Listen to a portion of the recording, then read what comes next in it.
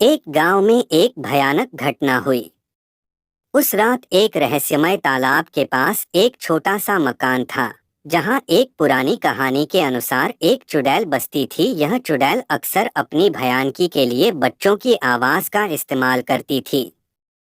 रोजाना रात के अंधेरे में उस छोटे मकान से बच्चों की रोने की आवाज सुनाई देती थी। एक दिन एक बहादुर युवक ने इस बात का निर्णय लिया कि वह चुड़ैल के तालाब में जाकर उसे परास्त करेगा।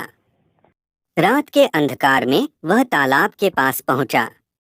तालाब में छलांग लगाने के बाद वह चुड़ैल की किलकारी सुनने लगा। वह धीरे धीरे चुड़ैल के पास बढ़ा और उसे देखा, परंतु उसकी आंखें उस चुड़ैल के भयानक रूप को नहीं देख पा रही थीं। चुड़ैल ने एक अलगसी चीख दी और उसकी ओर दौड़ती हुई आई। युवक का हृदय धड़कने लगा, लेकिन वह अपनी हिम्मत नहीं हारने वाला था।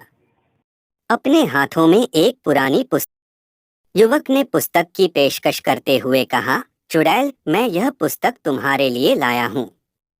इसमें सभी तुम्हारे भयानक और खतरनाक रहस्य और ताकतें लिखी हुई हैं।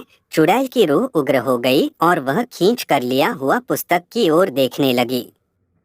युवक ने इस अवसर का फायदा उठाते हुए तालाब के पास बड़ी तेजी से दौड़ लगाई। वह जब तालाब के बाहर निकला तो उसने घुटने टेकते हुए वापस देखा और देखा कि चुड़ैल गायब हो गई है। वह जानता था कि उसने चुड़ैल को मोहित कर लिया था और अब वह गांव को उसकी भयानकी से मुक्ति मिल गई थी। युवक ने उस पुस्तक को गाड़ी में रख दिया और गांव के सभी लोगों के सामने आया। उसने बताया कि चुड़ैल उस पुस्तक के प्रभाव में आ गई थी और वह गांव से दूर भाग गई है। लोग उसकी बातों पर विश्वास करने लगे और उसका धन्यवाद किया। उस रात से पहले भयानक तालाब के पास छोटा सा मकान अब खाली हो गया।